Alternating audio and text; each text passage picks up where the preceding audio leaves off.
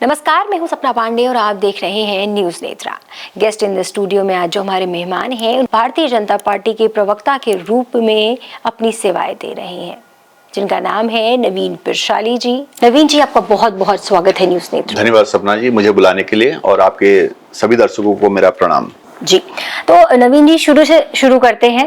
तो नवीन पिरशाली के राजनीतिक सफर की शुरुआत कहाँ से हुई? जहाँ तक राजनीतिक सफर की बात है तो मैं तो प्रोफेशनल रहा हूं, और बल्कि जिस फील्ड में आप हैं उसी फील्ड से आता हूं।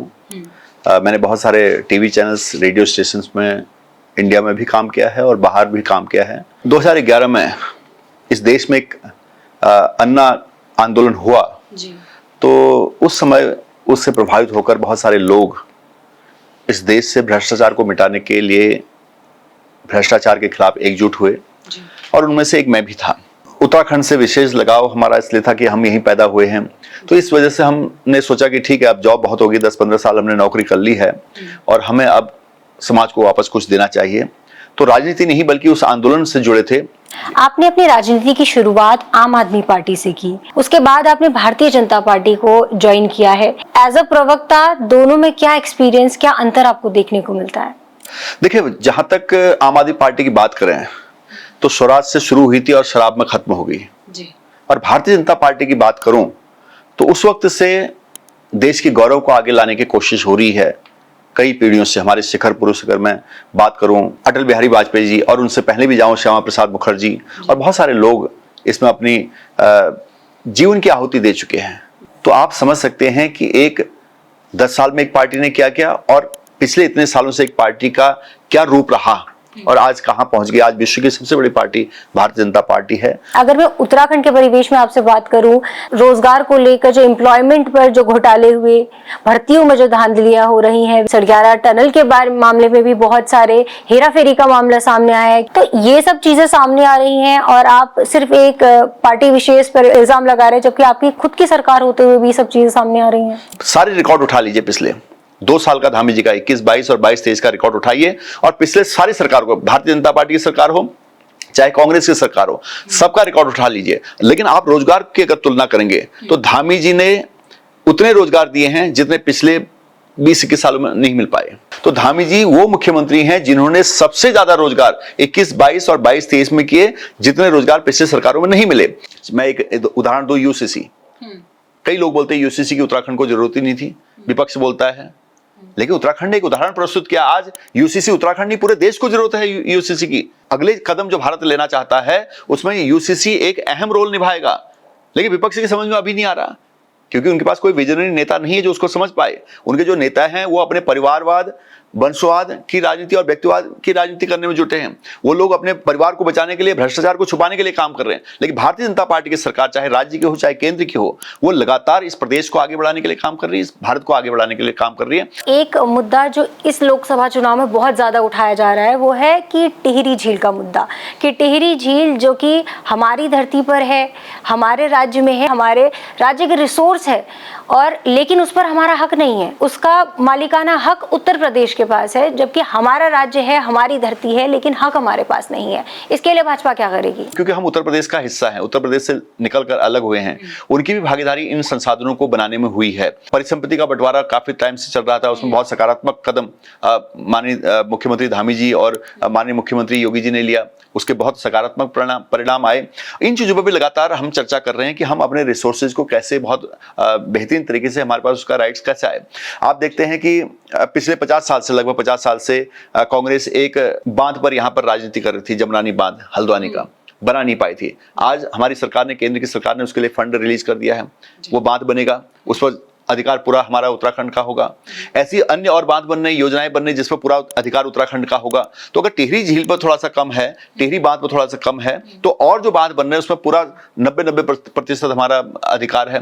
तो हम कहीं ना कहीं उसको बैलेंसिंग कर रहे हैं, हम उसकी भरपाई कर रहे हैं। कब भू कानून मिलेगा उत्तराखंड की जनता? बहुत जल्द मिलेगा, बहुत जल्दी मिलेगा। उस पर ड्राफ्टिंग हो रही है, उस पर कमेटी बैठाई है माननीय मुख्यमंत्री जी ने, और उस पर एंट्रीम आदेश दे दिया है कि कोई यहाँ पर कृषि और बागान के नाम पर अब जमीन नहीं खरीद सकता। अब जमीन यहाँ पर खुर्द-बुर्द नहीं हो रही है। हमारी सरकार ने लगभग 6000 एकड़ जमीन जो कांग्रेस के टाइम पर यहाँ कब्जा हो गई थी बाहरी लोगों द्वारा, वो छुड़ाने का काम किया है, एक बहुत बड़ा काम किया। और उस लैंड बैंक को हम अब यहाँ पर जो इन्वेस्टर आ रहे हैं उनको इंडस्ट्री के लिए देंगे, तो हम तो ये काम कर रहे हैं। और जबकि विपक्ष ने यहाँ पर एनक्रोचमेंट का काम किया, यहाँ पर जो बाहर के भूमाफिया आए हैं उनको बसाने का काम किया, यहाँ पर अन्य लोगों को बसाने का काम किया, यहाँ की डेमोग्राफी को खराब करने का काम किया। तो ये तो सब सामने आ रहा है। हल्द्वानी की घटना आपने देखी होगी, कितनी भयंकर और भीषण घटना थी। उत्तराखंड की देवभूमि पर एक दाग था, कैसे हुआ, कौन लाया इन लोगों को, कहां से आए ये लोग? तो उस पर चर्चा होनी चाहिए, उस पर जनता को समझना होगा कि हमारी सरकार वास्तव में क्या काम कर रही है उत्तराखंड के लिए, तब समझ में आएगा। अंकिता हत्याकांड में भाजपा के एक नेता का सम्मिलित होना, उसके परिवार में किसी का सम्मिलित होना और लगातार विपक्ष की ओर से ये कहना कि आरोपियों को भाजपा बचा रही है, तो इस पर आप क्या कहेंगे? मैं उस मुद्दे पर बहुत क्लियर करना चाहता हूं, क्योंकि विपक्ष उसमें बहुत सारी बातें इधर उधर से अनर्गल बातें कर रहा है, तथ्यहीन बातें कर रहा है। जब ये घटना हुई थी तो भारतीय जनता पार्टी की सरकार थी जिसने 24 घंटे के अंदर दोषियों पर गैंगस्टर एक्ट लगा के उनको जेल में भेजने का काम किया था। बहन अंकिता भंडारी की बॉडी को जल्दी से जल्दी रिकवर किया गया। एक डीआईजी के नेतृत्व में एसआईटी बनाई गई और उस एसआईटी ने इतनी अच्छी जांच की कि कोर्ट ने भी उसकी तारीफ की है कि बहुत अच्छी जांच हुई है। और बहन अंकिता भंडारी के परिवार को चाहे वकील उपलब्ध कराना हो, चाहे उनकी आर्थिक व्यवस्था जो ठीक करनी हो, जिस प्रकार की भी मदद उनको चाहिए, मुख्यमंत्री जी ने सीधे उनके घर जाके उनसे बात करी, उनके परिवार के साथ बात करी और उनको हर संभव आर्थिक सहायता प्रदान करी। और आज भी सरकार लगातार उनको हर संभव सहायता देने के लिए तैयार है। लेकिन आपको ये पता होना चाहिए कि सरकार एक विधायिका है, एक न्यायपालिका है और ये मैटर न्यायपालिका में है। तो न्यायपालिका अपना काम कर रहा है और उत्तराखंड की जनता से, मातृशक्ति से सबसे मैं हाथ जोड़कर निवेदन करता हूं कि आप इस मुद्दे पर देखेंगे, दूध का दूध और पानी का पानी होगा। लेकिन जो अनर्गल बातें बीच में आ रहे हैं, ये आ रहे हैं, ऐसा कुछ नहीं है। मामला न्यायिक प्रक्रिया में है और रिजल्ट बहुत जल्द आएगा। एक इल्जाम कांग्रेस के द्वारा बार बार लगाए जा रहे हैं, वो बोलते हैं हमारे बैंक अकाउंट को सीज कर दिया गया है, हमारे पास पैसा नहीं है, हम कहां से चुनाव लड़ें। इस बात पर आप क्या कहेंगे? कांग्रेस इस बहाने से सहानुभूति जुटाने का काम कर रही है। मुद्दा क्या है? मुद्दा ये इनकम टैक्स का एक नोटिस कांग्रेस को आया। जब इनकम टैक्स का उन्होंने पैसा देना है तो इनकम टैक्स ने नोटिस क्या है, वो ये कह रहा है कि आप इतने पैसे नहीं निकाल सकते। अगर 200-250 करोड़ आपने इनकम टैक्स का देना है तो आप इतना पैसा मत निकालिए, इसमें से बाकी निकाल सकते हैं। वो ये प्रचार करने की कोशिश करके हमें पैसा निकालने ही नहीं दिया जा रहा, जबकि हजारों करोड़ उनके अकाउंट में पड़ा हुआ है। निकालो आप सारा पैसा, 238 करोड़ के आसपास जो आपका बकाया है उतना छोड़ देना, उसमें उतना ही तो फ्रीज किया हुआ है। तो कांग्रेस आज उनका अकाउंट फ्रीज नहीं बल्कि कांग्रेस फ्रीज हो चुकी है, कांग्रेस की मति फ्रीज हो चुकी है।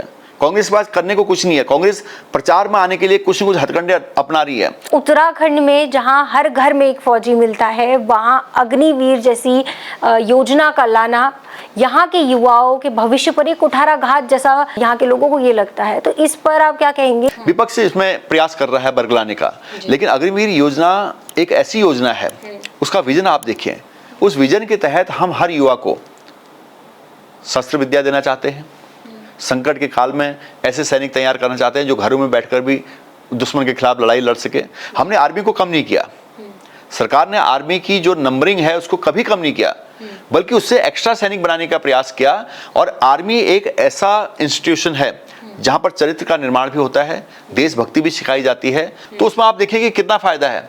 4 साल में आपने ट्रेनिंग फ्री में ले ली, 4 साल आपको पैसा मिला, 4 साल के बाद आपको कुछ फंड भी मिला, आप उस फंड को अलग से रख के फिर दोबारा नौकरी के लिए जा सकते हैं और आपको वहाँ अच्छी खासी सैलरी मिलेगी। तो इसलिए मैं समझता हूँ कि हमारे हर युवा को ट्रेनिंग लेनी चाहिए। अपने देश की रक्षा के लिए मर मिटने का नाम है देशभक्ति।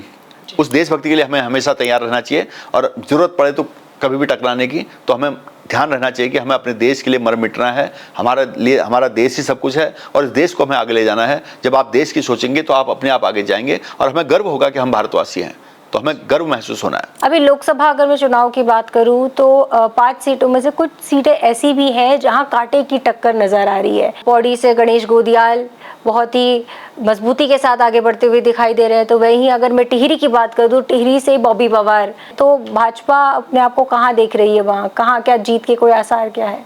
आप जिन सीटों की बात कर रहे हैं वहां पर जो विपक्ष है तेजी से सिमट रहा है, वो तेजी से सिमट रहा है और वो जो उनकी दौड़ नजर आ रही है, वो जो फैलाव था उनका जितना भी था, उससे वो जब आ रहे हैं तो रिवर्स दौड़ है उनकी। जिसको आप दौड़ बोल रहे हैं वो उल्टी दौड़ है और आप देखना वो आके ऐसे ही समा जाएंगे। कांग्रेस तो यहाँ पहले हाथ खड़े कर चुकी है, कांग्रेस सरेंडर कर चुकी है, गिव अप कर चुकी है उत्तराखंड से। कहाँ लड़ रही है? तो कांग्रेस के पास ना कार्यकर्ता है ना नेता है। अब उन पर चर्चा करना मैं समझता हूं कि इस बहस को सार्थक बनाना नहीं है। आप निश्चिंत रहिए, मैंने कहा है कि 5 लाख से ज़्यादा मतों से हम हर सीट को जीतेंगे और पौड़ी सीट को हो सकता है हम इससे भी ऊपर बहुत जाएं। कई सीटों पर हम बहुत आगे जा रहे हैं। आप हरिद्वार सीट को ले लीजिए, हरीश रावत जी ने कितनी आसान सीट कर दी। पप्पू को टिकट दिलाकर अगर खुद लड़ते तो शायद कुछ मिलता, लेकिन अब तो पप्पू लड़ रहे हैं। हरीश रावत जी का एक ट्वीट मैं देख रहा था, उन्होंने कहा पप्पू बहुत प्यारा होता है। अब कौन से पप्पू, अपने पप्पू को बोले थे या केंद्र के पप्पू को, कहाँ के पप्पू को बोले थे, ये मुझे समझ नहीं आया। तो ये पप्पू के कैंपेन में रह जाएंगे और हम विकसित भारत के कैंपेन पे आगे चल रहे हैं। आपको क्या लगता है व्यक्तिगत तौर पर कि राजनीति कैसे की जानी चाहिए? रोजगार, भ्रष्टाचार, एम्प्लॉयमेंट, इन मुद्दों की राजनीति होनी चाहिए या फिर हिंदुत्व की या फिर राष्ट्रवाद की राजनीति होनी चाहिए? राष्ट्रवाद कोई एक अलग धारा नहीं है, राष्ट्रवाद के अंदर ही सब कुछ आता है।